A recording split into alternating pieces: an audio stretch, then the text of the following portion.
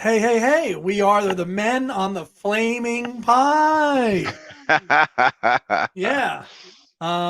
It's two legs, it's Tom, it's Andy, and we're back here for a special episode this week, not a little outside of our normal traditional recording schedule, to commemorate a special anniversary in McCartney history here. And that, of course, as you know, is Flaming Pie, as Tom's holding up the 2020 archive remaster there above my shoulder. And a couple of our supporters and fellow people out there also did a couple of videos commemorating Flaming Pie. And we, on our show, incidentally dropped our Ranking the Tracks Right. episode on our audio platforms, which the timing actually just couldn't have been better, It's as Tom perfect.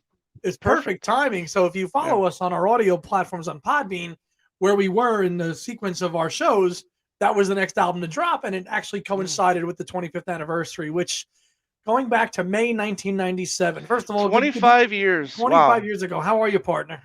I'm doing great. Thank you, buddy. It's good to talk. I know we talked about this album a couple times. We haven't really dug into this album a lot. I mean, really just with the ranking of the tracks, but this is really just it was a joyous time. We're just 2 years removed from the Beatles anthology, and then we get this wonderful record. It was just a great time, really. In 1997. Yeah, tell me about Tom Hunyadi in 1997. Where were you at? Well, What were you doing? Tom Hunyadi was really starting to dig in. I went from like being a major music fanatic to now transforming into a huge movie fanatic, and I was really just spending a lot more time with movies at that time than I was with music. But music was still always around. Listen to a lot of music, but I was really digging deep into movies and really considering maybe studying movies and films and maybe becoming a historian. But that's just something that's so specific. It's so hard to find a career doing something like that. So it wasn't meant to be. But I was working at an Italian restaurant, so that was fun. Was actually coaching wrestling as well. I mean, I was a wrestler Look for at many you! years. Look at you, Yeah, Coach yeah. Hunyadi. Yeah, so I mean, even though it was a busy time, so this was definitely a welcomed treat. 4 years removed from Off the Ground, which Which at as we that know, is time an felt album. Go right. ahead. At that time, it felt like eons, right? 4 years as Yes, an album, yes, and so much went on between Off the right. Ground and Flaming Pie. You have the anthology sandwiched in the middle of there, and of course, I know that this album was such a welcome. I'm sure after hearing Off the Ground for you. Yep. Oh yeah, yeah. I mean, it's no secret that Off the Ground is not my favorite, but this was just from the get go. One classic after another on here. I mean, only a couple songs on here that really don't I don't mesh with, and we'll talk Right. about that in a minute. But this was just such an amazing record, from Paul. Yeah. It absolutely was. It remains so. As for Yes. me, Yeah. I was in 1997. I was a 16-year-old high school sophomore, totally enveloped in the world of Beatles, especially coming off the anthology. I mean, I was by this point pretty knee deep into my Beatles McCartney obsession of collecting all the CDs, of course, which were Yeah. top dollar. It was CD was still the format, Yes. and in the late 90s. So this was just to me another continuation of the Beatles train, which I had really started a couple of years prior, around Off the Ground period, a little bit, maybe Flowers. But this to me was just another, like a bar. It was like the Beatles anthology, Flaming Pie. And, Hmm. at the height of in the 97, I can remember things obviously really big then was like gangster rap, Notorious B.I.G. and all that stuff was like really really big then. And here I am with my Flaming Pie CD that I'm like, this is great, and nobody else my age was listening to it, but I didn't You care. can still see videos um on MTV then too, I believe.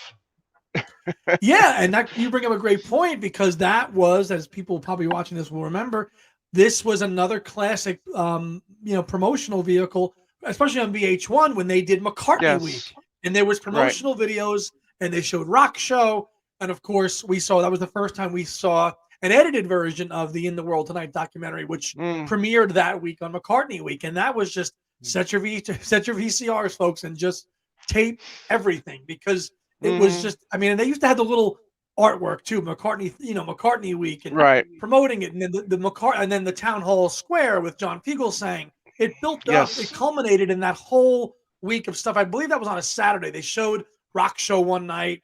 They showed Wings Over the World another night. Then they would just kind of intercut it with different specials and loads of music videos, and then ultimately promoting it with the world premiere of the In the World Tonight documentary, and then the music videos that were also Right. dropping for World Tonight and Young Boy at the same time. So yeah, it was just an incredible period, and really, I think a benchmark that, well, most people say were started, McCartney's latter day, Right. masterpieces with Right. this record, and I think that everybody agrees with that. Absolutely special record, Very through and special. through, Yes. very special, reflective. I mean, everything about it. It's you feel the warmth in this record when you listen to it Hmm.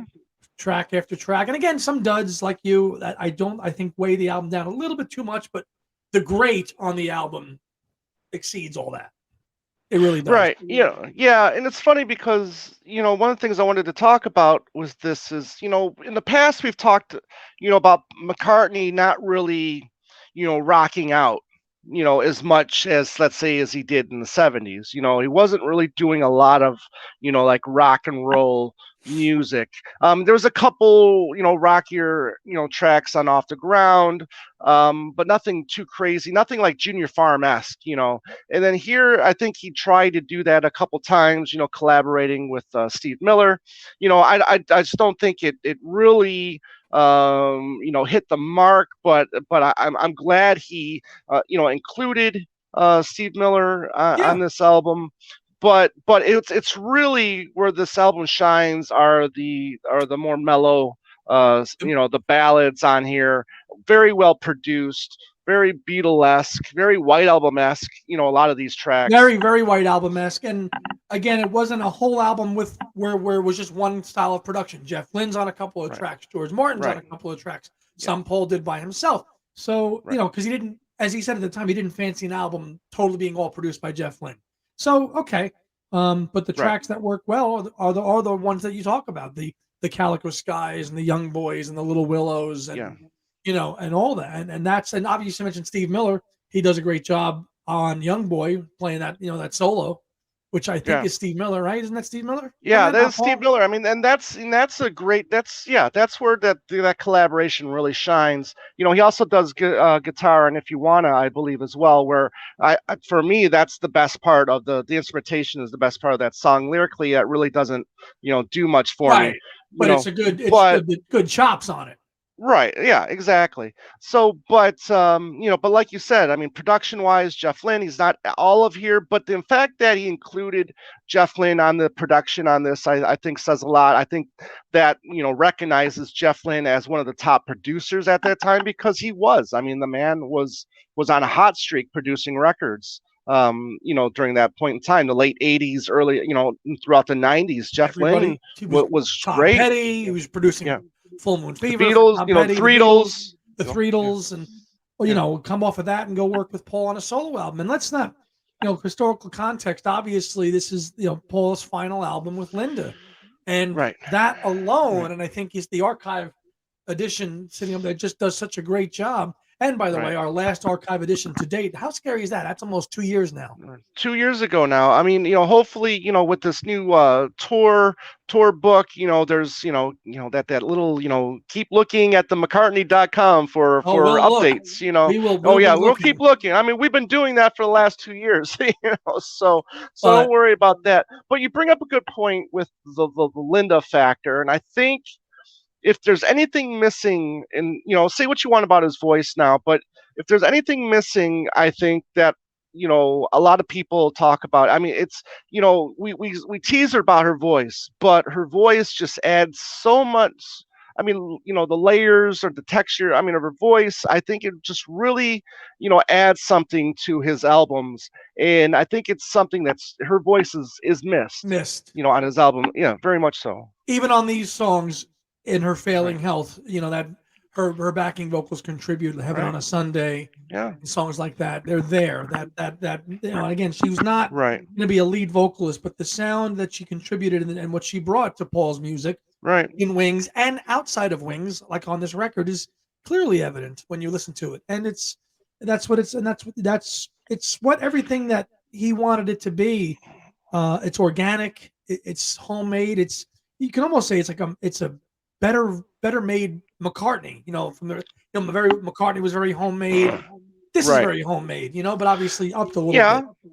Right. I mean, McCartney does do a lot of stuff on here. He does bring in Ringo. Jeff Lynne is on a few tracks. We talked about Steve Miller, but yeah, it is very much, his record.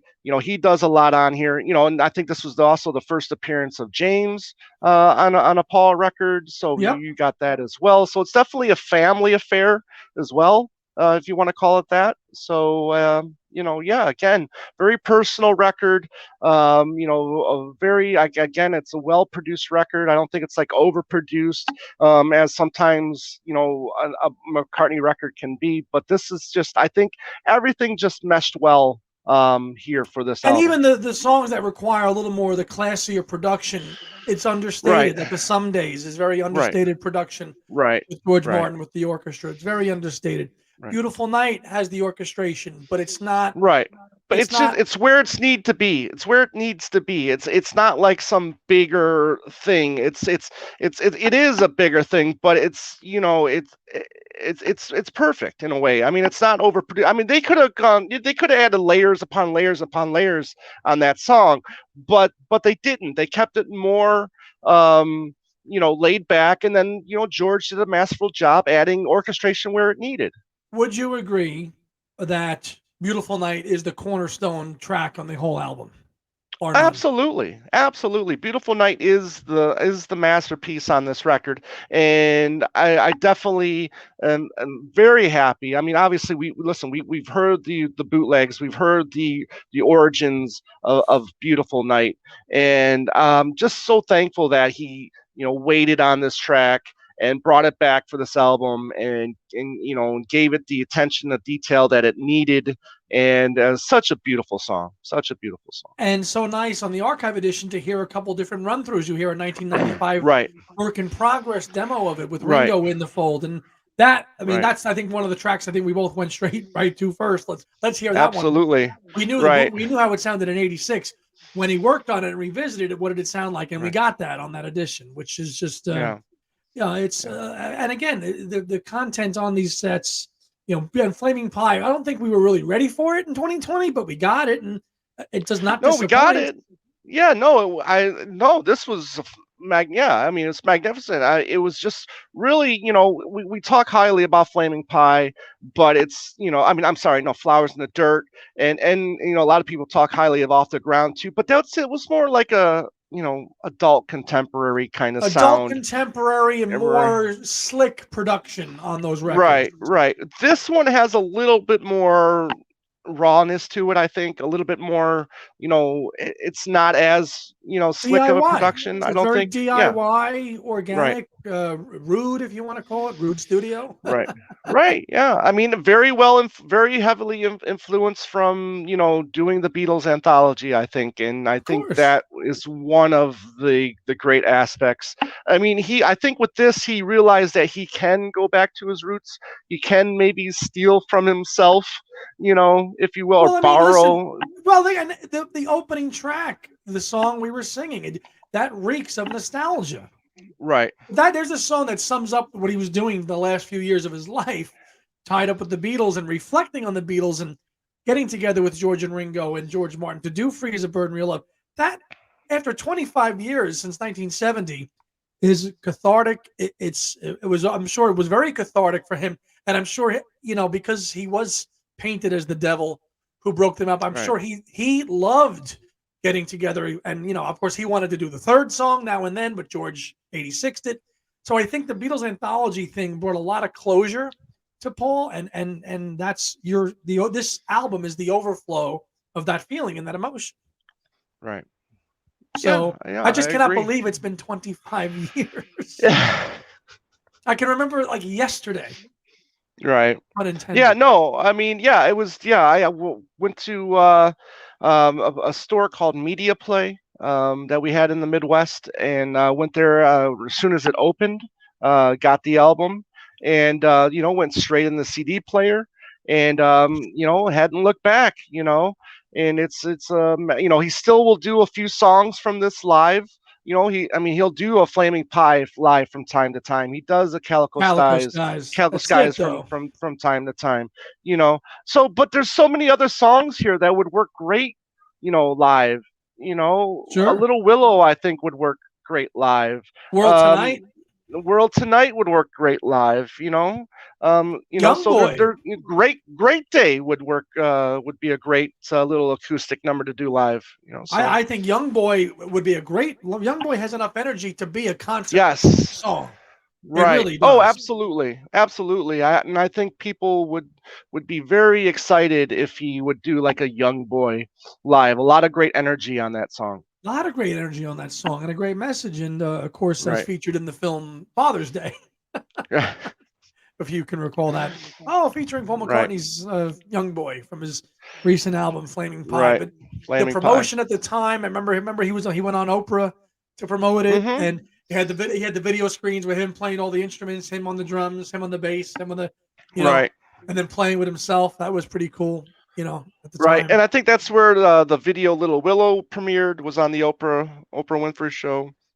Yeah, I remember that being So, such a big deal because I mean I didn't care about Oprah, but Paul was going to be on there. Got to watch that. right. Got to watch. Yeah, it was a great interview, and he had his hair Yeah. shorter then, and it was everything. Yeah.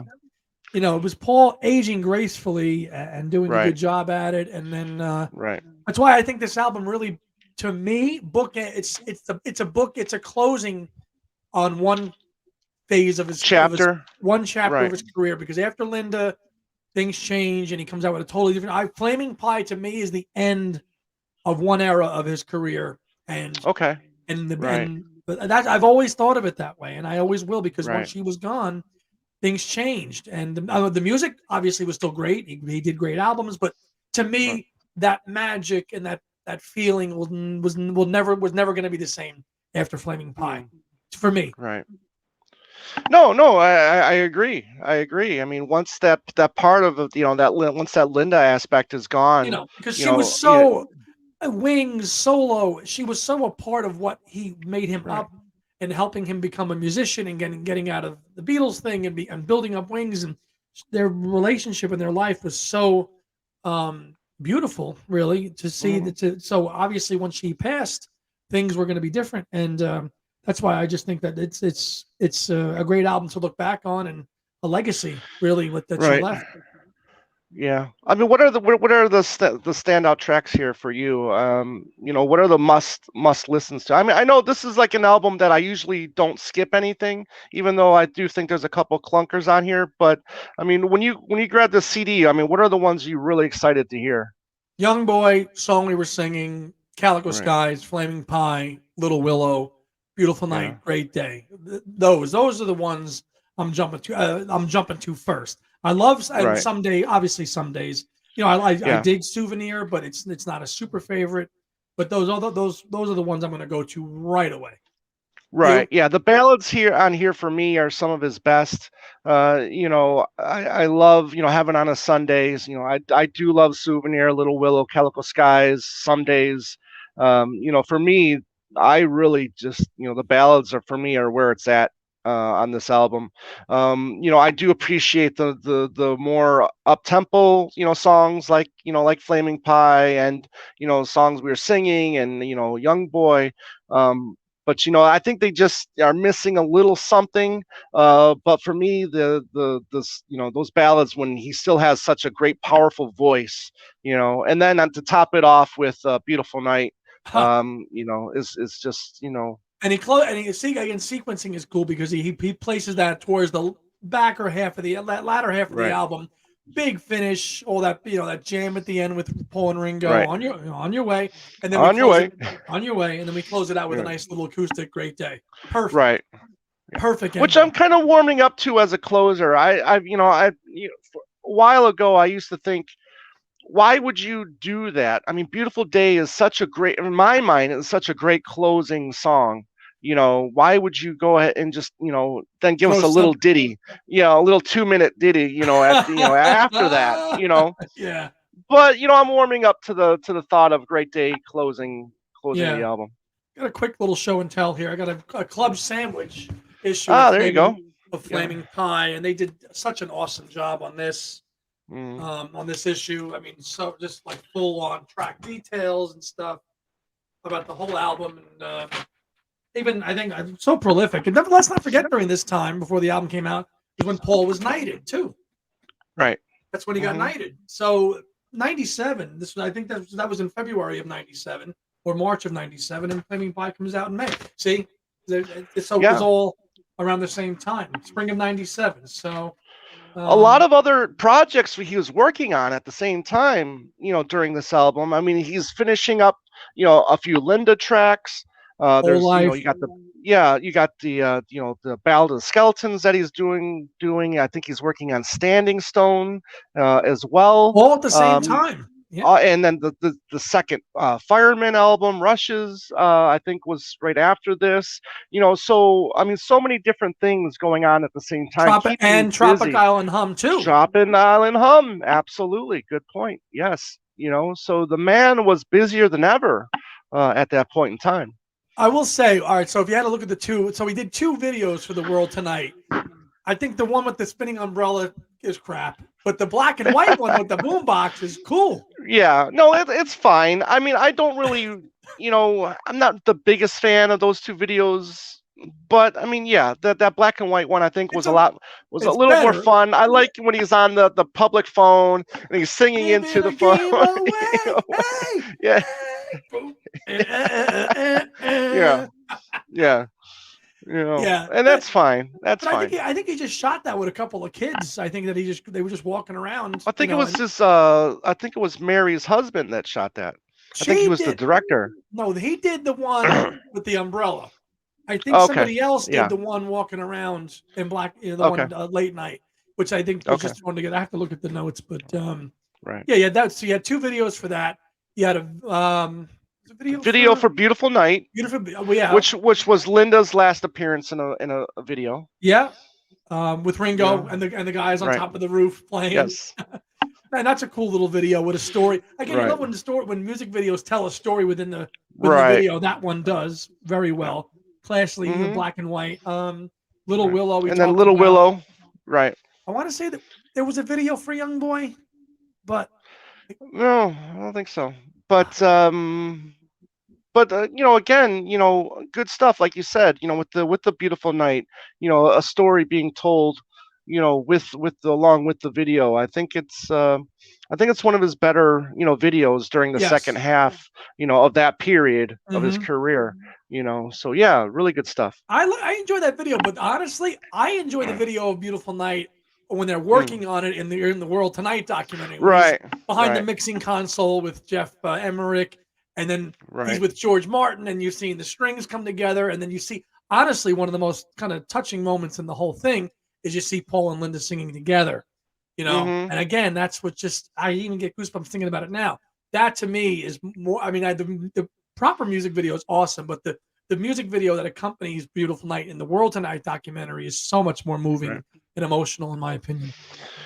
Right. We got McCartney 3 and we got this, the closing track, When Winter Comes. And then we learned that it was recorded during this period, and you think to yourself how different, McCartney or Flaming Pie would have been if, When Winter Comes was added to this album. Does it make it even greater? Because I mean, I love When Winter Comes. I think it's a great acoustic song myself. I think it would have fit on Flaming Pie fine. Swap out, you Really Love You and throw that on there, Right. Yeah, because I think that's where the album just really is duds right there. Unfortunately, is Used to Be Bad. You mean Really Love You or Used to Be Bad? Or both? Oh, sorry. Yeah, Really Love You. Yeah, the Jeff Lynne Ringo and McCartney trio there. Yeah, really love you. I think that's kind of, you know, is the dud on the album. Used to be bad. Used to really enjoy, and it's kind of like dwindled in popularity Yeah. for me over the years. And a little bit with If You Wanted To, but But so other than take that, those I think take those take those 3 tracks out, and you have right. an 11-track album that is obviously like No, on par with Tug of yeah, War, Band on the Run. It's yeah. Well, I you do wouldn't put this album up there, and either way, even with the dud yes, of Really Love You, this is a top 5 record for me. hands down. And And even if you would like to add like broomstick, to this, yeah, which was one of the bonus features here yeah. If you on put the imagine we have Broomstick and put Broomstick on and swapped out Really Love You. That I oh probably would. yeah, That's a good instrumental. yeah, yeah, really. And then he adds, on the bonus track you get Same Love and Love Come Tumbling Down, which were done in the late 80s, 80s, yeah, but 80s track. But but that wouldn't they put them on the CD singles. right. But that wouldn't have fit with the continuity and the vibe of the album. Even though they're great tracks and they're awesome B-sides, some of the best Right, of his career, they obviously that yeah, doesn't flow. Doesn't flow right, with the album, the ethos of the album, what it right. was, what it is. I could have seen Same Love on here, but then you kind of get like too mellow. I mean, there's almost like too many ballads The on here. You know what I mean? happy medium, World Tonight, Rocker, Right, right. so The Young World Boy, Tonight, World Tonight, Young Boy. yeah, There's right. there's enough Flaming Pie, Flaming up Pie. is up tempo, absolutely. Yeah. Used to be bad. Did you know the origins of Flaming Pie before the album came out? Did you know the story, or did you learn that when the album came out? I knew it. I knew that was a Beatle connection because I knew that was the Right. story that John used. Did you know, or did you have to say, "What? Hey, what's this Flaming Pie See, thing see, mean?" 24 year, I was 24. I don't think I knew that at the time. Right See, before. because at that point in time, I wasn't really necessarily reading Beatle books. You know what I mean? Mhm. I was just more enjoying the music. Right, you weren't So I reading wasn't. all the Yeah. history and Right. stuff. Right. Right. Right, but the Beatles with an A and the story that was Yeah. in the he just told for media's sake. Yeah, but at the Right. time, so you just thought, oh, Flaming Pie, you're right, and then you Right. knew obviously years Right. later. And then from the story that Paul, because he was telling that story. I mean, it's a well-known story now. It's just one of Yeah, those now it things. is. He finds a story and he goes with it. And it's Right. just now it's if you And hear it again, again, like it goes back to the anthology. The name of his next album is because of a story that goes back to the Beatle days. His next right, album has a Beatle connection. So right, yeah, Beatles. The Beatles obviously are so prevalent on this record, and rightfully so. yeah. Yeah. So yeah, absolutely. Near perfect record for me, and still listen to this album fondly. Yep, There's no fatigue factor with me on this album. none. And again, I purposely added some, the first 2 verses in my wedding of Calico Skies. So that's personal for me. And yeah, just I think I it's think after a near 25 perfect. years, Yeah, 25 years on, our feelings on this record, even though Tom and I haven't known each other as long, I don't think our feelings on this record have changed from the day not we at heard all. it in Right. 1997 to now in 2022. It just hasn't changed at one iota. I know No, you feel that way, exactly. and I do too. Right. Yeah, yeah. And there's times where I'll flip flop with songs too. Like I said, If You Wanna has never been a song where I've really looked forward to listening to. But as time goes by, I'm really now enjoying the music aspect of it over the lyrics of it. So that happens though, Sure. from time to time. So yeah, so for that regard, I mean I'm really, excited about this album still. Yeah, absolutely. Let us know, all you guys out there, let us know in the comment section what your thoughts on this record. Did you love it off the bat, and do you still love it? I mean, has it Was got it? some of Yeah. yeah, go ahead. Was it your first McCartney album? Right, I've never heard anybody say that they really hate the album, right.